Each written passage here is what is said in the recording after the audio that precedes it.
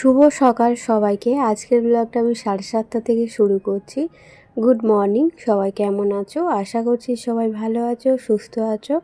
আমার নতুন ব্লগে তোমাদেরকে অনেক স্বাগত আর অনেক ভালোবাসা। তো নাইটি চেঞ্জ করে ব্রাশ করে আর এখন এই যে কালকের সব সবজি কেটে রেখেছিলাম সেগুলোই এখন নিয়ে যাচ্ছি রান্নাঘরে। রান্না তো বসাতে হবে, মেয়ে খেয়ে স্কুলে যাবে। আর এই যে চাল বাড়ন্ত হয়ে গেছিলো, বাড়ন্ত বলতে ছিল তো, যা ছিল এখনও 2 দিন হতো। আগে থেকে আনাই ভালো। আসলে কি বলতো, চাল একবারে শেষ করতে নেই, একদম খালি করতে নেই। তাই জন্য যখন থাকে তখনই আর কি, যখন অল্প থাকে তখনই আমার হাজব্যান্ডকে বলি, আর একবারে আমাদের 6 কেজি করে চাল নিয়ে চলে আসে। তো আমাদের এখন কিছু দিন চলে যায়, তো অনেক দিন, তো কিছু দিন বলতে অতটা হিসাব করা হয় না কতদিন যায়, মাঝে সাঝে আবার লোকজন আসে, তো সেই জন্য আর কি হিসাব করে আর চলা হয় না। তো যাই হোক, রান্নাবান্না বসাবো, ভাত বসিয়ে দিয়েছি। তবে এই দিকের কাজগুলো মানে রান্নাঘরটা না একদম মানে ভর্তি হয়ে গেছিলো, তো আসা যাওয়ার অসুবিধা হচ্ছিলো বলে, তো তাই জন্য আগে ওইগুলো গুছিয়ে নিলাম। নিয়ে এই যে চা করে রেখেছিলাম, তো সেটাই এখন ঢেলে নিয়েছি, চা খাবো। আর এখন ওই 8টার মতো বাজে। তো ঘুম থেকে যেমন উঠি তেমনই উঠেছিলাম, 7:30, 7:30 না, 6:45 দিক করে উঠেছিলাম। আর আজকে রান্না করব একটু চিকেন করব, জানো তো 1 সপ্তাহের বেশি হয়ে গেল, মানে 2 সপ্তাহ হতে যাচ্ছে আমাদের চিকেন করা হয় না। আর সামনের সপ্তাহে মানে এই যে সপ্তাহটা গেল, তো ওই দিনকে তো বড় বাবা বলছি শিবের বার ছিল, তাই জন্য আর কি চিকেন করা হয়নি। আর সেদিনকেই না আমার খুব খাবার ইচ্ছে হচ্ছিলো, মানে যেদিন আর কি কেটে যায়, চতুর্দশী কেটে যাওয়ার পর। কিন্তু আমার হাজব্যান্ড বললো পুজো দিতে যাবে তো নিরামিষ করো, তো আমারও মন থেকে চাইছিল না, খেতে ইচ্ছা করলেও মন থেকে চাইছিল না যে খাই। তো তার আমার পুজো দিতে গিয়েছিলাম বলে সেদিনটা আর খাওয়া হয়নি। তারপরের দিনকেও আর খাওয়া হয়নি। মঙ্গলবার না, হ্যাঁ মঙ্গলবার ছিল, তো হাজব্যান্ড মঙ্গলবার এনে রেখেছিলো চিকেনটা। আর আজকে বুধবার, আজকে রান্না করবো, একবারে দুবেলার করে নেবো, জানো তো। আর চিকেনটা অনেকটাই আনা হয়ে গেছে, হাজব্যান্ড বুঝতে পারেনি, তো ভাবছি কিছুটা রেখে দেবো, শুক্রবারে রাত্রিবেলা রান্না করে নেব। আর কি বলো তো, একবারে অনেকটা চিকেন রান্না করলে খেতে পারবো না। আর তার থেকে বড় কথা হচ্ছে কালকে বৃহস্পতিবার, আর বৃহস্পতিবারে আমরা মাংস খাই না, মাছ খাই, ডিম খাই, সবই খাই, কিন্তু বৃহস্পতিবারটা আমরা মাংস খাই না। তাই জন্য আর কি একটুখানি রেখে দেবো। আর এই যে মেয়ের টিফিন আজকে কিছু বানাতে পারিনি বলতে চাউমিন ছিল, কিন্তু চাউমিন কুচিয়ে করবো, সবজিগুলো কাটা থাকলে তাহলে ঝটপট বসাতে পারতাম, কিন্তু কিছু জোগাড় করা ছিল না বলে মেয়েকে আজকে কেক আর একটু আপেল আর একটু আঙুর দিয়ে দিলাম। তো এসে আবার খিদে পেলে খাবে। আর এমনিতেও তো এখন স্কুল হচ্ছে, মানে কি বলবো, হাফ ছুটি হয়ে যাচ্ছে, ওই 1:30টার দিক করে ছুটি হয়ে যায়, তাই জন্য বেশি ভারী কিছু টিফিন দিলাম না।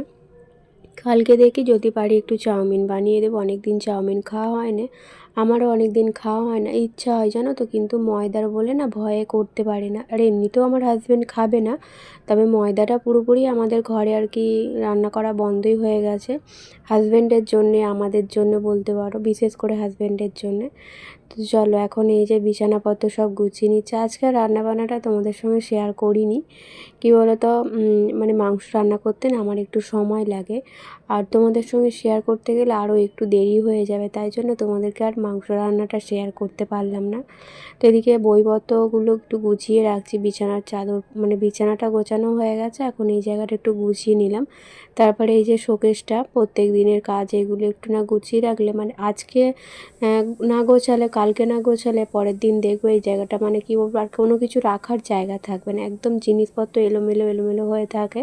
তাই প্রত্যেকদিন সকালবেলা বিছানা গোছানোর পর এই জায়গাটা একটু করে পরিষ্কার করে নিই। শুধু এই জায়গাটা না, ঘরের প্রত্যেকটা কোণা কোণা আমি প্রত্যেক দিন পরিষ্কার করি, কারণ ঘর নোংরা হয়ে থাকলে, এলোমেলো হয়ে থাকলে দেখতে একদম ভালো লাগে না। তবে আমার প্রত্যেকটা ঘরের কোণা থেকে শুরু করে প্রত্যেকটা জায়গা কিন্তু পরিপাটি পরিষ্কার করে গোছানো থাকে। কিন্তু এই যে আমার চেয়ারটা, মানে আমাদের মতো ঘরে মানে যতই আলমারি থাক, যতই শোকেস থাক, যতই গোছানোর আলনা থাক জামা কাপড় রাখার, কিন্তু তারপরে দেখবে প্রত্যেকটা ঘরে এরকম একটা চেয়ার থাকবে যেখানে জামা কাপড় রাখা হয়। তো আমারও তাই জামা কাপড় বলতে ওই গামছাটাই একটু বেশিরভাগ থাকে, কারণ কি বলো তো, গামছাটা সব সময় ব্যবহার করা হয়, সব সময় ভিজে থাকে তো তো এই জায়গাটা একটুখানি রাখলে মিলে চিলে রাখা যায়। আর দড়িতেও দেয়া যায়, কিন্তু দড়িটা ওপর দিকে এই সব সময় মাথার কাছে ঝুলবে, সেটা একদম দেখতে ভালো লাগবে না। তাই জন্য এই চেয়ারটা আর কি সবসময় ব্যবহার করি গামছা রাখার জন্যে। এটা প্রত্যেকটা বাড়িতেই হয়, দেখবে যতই জামা কাপড় রাখার জায়গা থাক প্রত্যেকটা বাড়িতে এরকম একটা করে চেয়ার থাকবে যেখানে জামা কাপড় রাখা হবে। জামা কাপড় গোছানোর সাথে সাথে প্রত্যেক দিন কিন্তু আমি গামছাগুলো গোছাই, গুছিয়ে এই রেখেই আমি গুছিয়ে রাখি। কিন্তু ওই যে মানে হাত মোছার জন্যে, পা মোছার জন্যে, মুখ মোছার জন্যই বার করানো হয়, তারপর ওই ভিজে থাকে বলে চেয়ারে মিলে দেওয়া হয়। তো এই যে দেখো প্রত্যেক দিনের মতো জামা কাপড় ভাঁজ করে নিলাম, একটা গামছা ভাঁজ করে এখানে রাখলাম, কিন্তু থাকে না। তো এইগুলো হচ্ছে কালকের। তো ওই সকালবেলায় গোছানো হয়, আগের দিনের জামা কাপড় সব শুকনো করার পর রেখে দিই চেয়ারে, পরের দিন সকালবেলা আর কি ভাঁজ করা হয়। তো চলো এখন ঘর দালানগুলো একটু মুছে পরিষ্কার করে নিই। মেয়েকে তো স্কুলে দিয়ে এসেছি, তো শুধুমাত্র রান্নাটা করেছিলাম, মেয়েকে খেতে দিয়েছিলাম, তারপরে টাইম হয়ে গেছিলো মেয়েকে দিয়ে এসেছিলাম। তবে বাসনটা মেজে রেখে গিয়েছিলাম। কালকে কি হয়েছিল, বাসন না মেজে মেয়েকে দিতে চলে গেছিলাম, আর ওই রোদ্দুরে বসে বসে অতগুলো বাসন মাজতে গিয়ে আমার খুব কষ্ট হয়েছে। তাই আজকে আগে বাসনটা মেজে নিয়েছি। আসলে কি বলো তো, মানে ওই দশটা না, মানে 9:30 পর্যন্ত ওই জায়গাটা রোদ্দুর লাগে না। তারপর এত রোদ্দুর লাগে সেই 2:30-3টে পর্যন্ত রোদ্দুর থাকে। তাই সকালবেলা সমস্ত কাজ ফেলে রেখে আগে বাসনটা মেজে নিয়েছিলাম। তো এই গরমের সময় রোদ্দুরে কাজ করতে খুব কষ্ট হয়, আর ঘরের ভেতর তো রোদ্দুর লাগে না, এই কাজগুলো তবু আমি পরে করতে পারবো। তো যাই হোক, তারপর ঘর দালান মুছে চান করে নিয়েছিলাম, পুজো করে একটুখানি বসে 1টার সময় করে ভাত খেয়ে নিয়েছিলাম। এখন ওই 1:30টার মতো বাজে, রেডি হয়ে গেছি, মেয়েকে আনতে যাব। আর ওই হাজব্যান্ড চলে এসেছিলো বলে খেয়ে নিয়েছিলাম, নইলে ভেবেছিলাম মেয়ে এলে ওকে দুটো মুড়ি দেবো আর আমি দুটো ভাত খাবো, কিন্তু হাজব্যান্ডের খিদে পেয়ে গেছিলো বলে আমিও খেয়ে নিলাম। তবে জানি না মেয়ে এসে কিছু খাবে কি না, তারপরে নয় আমাকে আবার একা একা খেতে হবে। তো দেখলাম রেডি হয়ে একটুখানি টাইম আছে, মানে তার জন্যে আর কি এই যে যেদিনকে আর কি জল ঢালতে গিয়েছিলাম এই শাড়িটা পরে গেছিলাম, তো ভাঁজ করানো হয়নি। তো এই ঘরে খুব একটা ঢোকা হয়নি, তো এই ঘরে যে কাপড়টা পরে আছে সেটাই আমার লক্ষ্য পড়েনি। তো আজকে একদম মানে কি বলবো, জানালা খুলতে গিয়ে দেখছি যে এই ঘরে কাপড়টা পরে আছে। তো আমি যদি ভাবতাম যে এসে করব তখন আর খেয়াল থাকতো না। এসে না আমার অনেক কাজ আছে মেয়েকে নিয়ে আসার পরে। কালকে যেহেতু বৃহস্পতিবার, আজকে বাসনপত্রগুলো সব মেজে রাখতে হবে। তারপরে দুপুরবেলা খেয়েছি, সেই এঁটো বাসনটা পড়ে আছে, আসলে খুব রোদ্দুর বলে মাজতে পারিনি, ওটাও রেখে দিয়েছি। তাই জন্য আনতে যাওয়ার আগে কিছুটা কাজ এগিয়ে রাখছি। আর মেয়েকে আনতে গেলে না আমার অনেক দেরি হয়, বাড়ি আসতে আসতে প্রায় 2:15-20 হয়ে যায়। আসলে ওদের 1:30টায় ছুটি হয়, তারপরে মিড ডে মিল খাওয়ানো হয়, আর ওরা সব শেষে আর কি স্কুল থেকে বেরোয়। তারপরে বেরোনোর পর গাড়ি পায় না, বাস পায় না, টোটো পায় না, অনেক ঝামেলা। তো আমি ওই গিয়ে মানে 10 মিনিট বাকি থাকে আমি ঘর থেকে বেরোই, 2টো বাজতে 10 মিনিট বাকি থাকে, তারপরে গিয়ে ওই সলভ বাজারে দাঁড়িয়ে থাকতে হয় কতক্ষণ। এই যে দেখো মেয়েকে নিয়ে আসলাম, এখন বাজে 2:30টার মতো। তো তখন তো এই কাপড়গুলো ভাঁজ করে রেখে গিয়েছিলাম, তুলতে পারিনি সময় হয়ে গেছিলো বলে। তাই এখন এই যে কয়েকটা জিনিস আছে যেগুলো আলমারিতে তুলতে হবে, শুধু আমার শাড়ি না, আরও কয়েকটা জিনিস আছে, সেগুলোই এখন এই যে গুছিয়ে রাখবো। তারপরে ওই 3টে বাজলে তারপরে যাব ঠাকুরের বাসনগুলো মাজতে। আসলে মন্দিরের ওখানটা না এখন খুব রোদ্দুর লেগেছে, 3:30-4টের সময় করে রোদ্দুরটা চলে যায়, কিন্তু আমি ওই 3টের সময়তেই বলবো, পেতলের বাসন তো সময় লাগে জানো তো। আর সন্ধেবেলা মানে 4টায় বেজে গেলে তখন আর বসতে পারবো না, এত পরিমাণে মশা লাগে যে কি বলবো।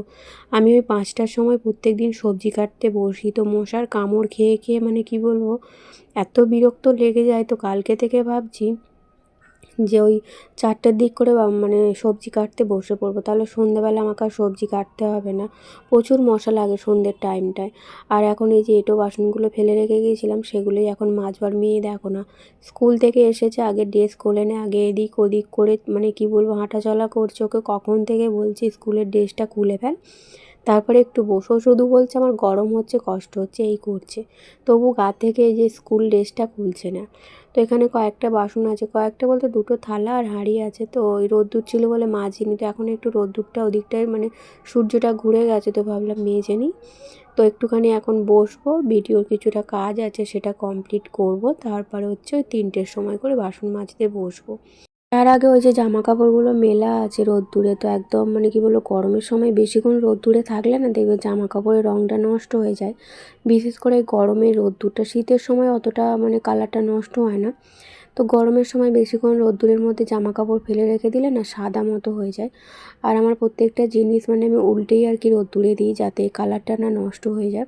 তো যে দিকটা উল্টে দিই মানে উল্টো দিকে শুকনো করতে দিই, তো উল্টো দিকে কালারটা অনেকটাই আর কি নষ্ট হয়ে যায়। আজকে জামা কাপড় তোলার পর ওই চেয়ারে আর জড়ো করে রাখছি না, একবারে গুছিয়ে নিচ্ছি, কারণ একটু পরেই তো গোছাতে হবে, তাই একবারে গুছিয়ে নিলাম।